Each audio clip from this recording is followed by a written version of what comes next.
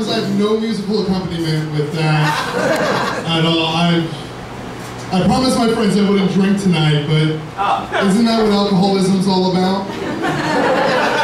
Empty promises. Give it up for empty promises. Let's drink to that.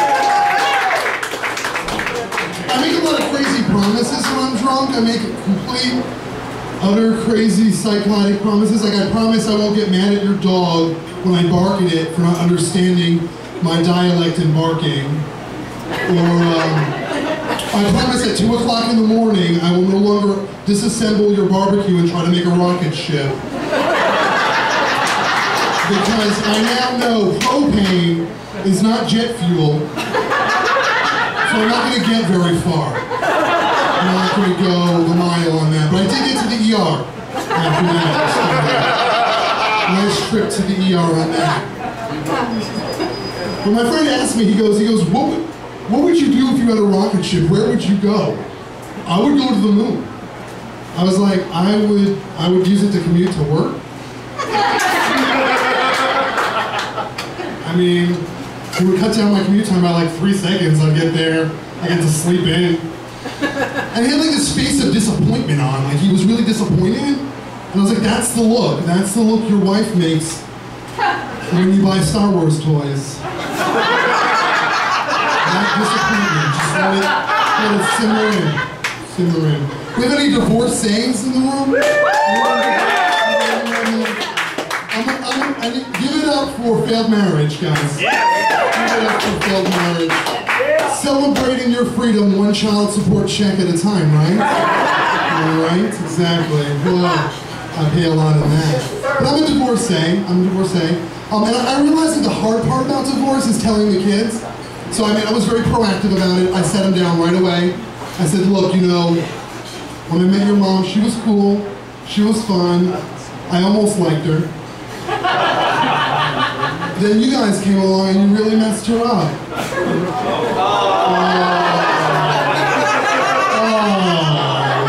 Too much? Now Daddy's dating someone the same age Mommy was the last time she was fun. And Daddy's new friend likes me because I don't have to live on campus and I don't eat ramen noodles.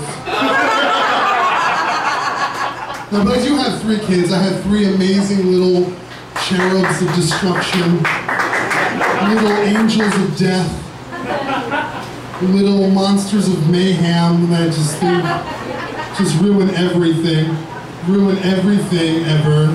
But I learned a lot about parenting over the years. I've learned never look your kids in the eye. Because as soon as you engage in full-on eye contact, they perk up and want to play.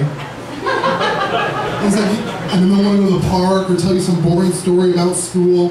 It's like, Dad doesn't have time for this. I don't really, I like to live by the motto, like, you've already ruined my life, don't ruin my day.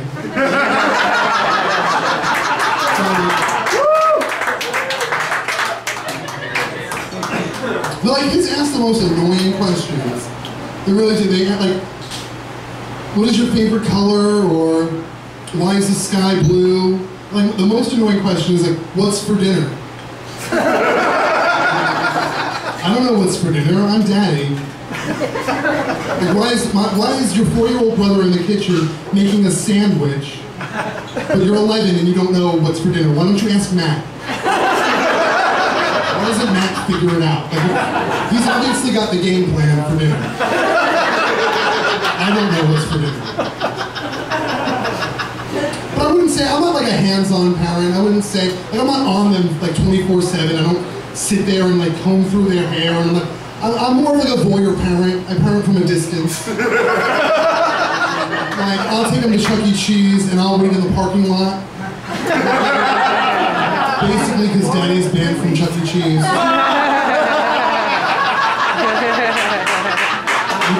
You drink a half a bottle of Jaeger and punch a mouse in the face. He was coming right at me. He was like a little dirty rat. Like, I was trying to protect the children.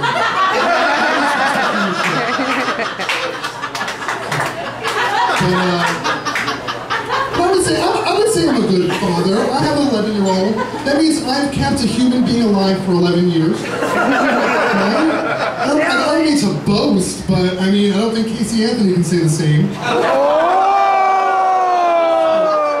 I'm not saying she's guilty, I'm just saying, how do you not know where your kid is? I know where my kids are 24/7. They have like GPS branded in their brain. Like, if they go off the grid, I'm gonna know about it. Because they're either gonna explode or I'm gonna get a text message.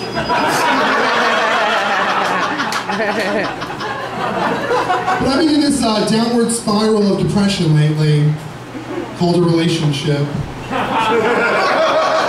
And I said the L word too soon. I did. I said, it was just, the mood was right. Everything was perfect. And I said, laundry, you gonna do it or not? And like, things escalated. And it got out of control, and I went right to the C word.